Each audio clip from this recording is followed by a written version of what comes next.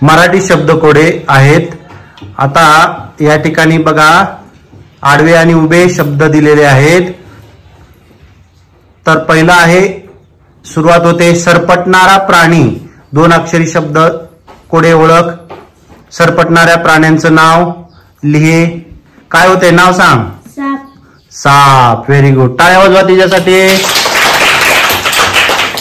आता पुढे कोण येत आहे? चला, उभे 3 अक्षरी शब्द आहे, ते ओळखायचं आहे, त्यातलं अक्षर ओळखायचं आहे।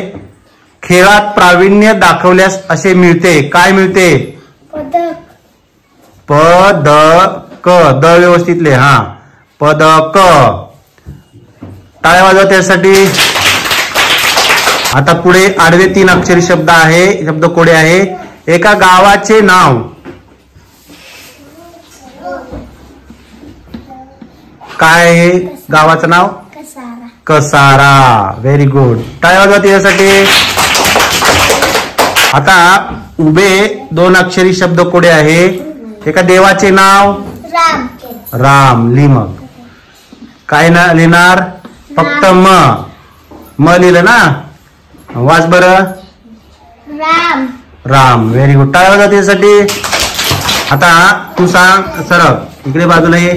पाण्यात राहते, काय राहते तिचं नाव सांग? मगर। काय राहते? मगर। हा, लिह बरं, अक्षर काय लिहायचंय? म ग, वाच।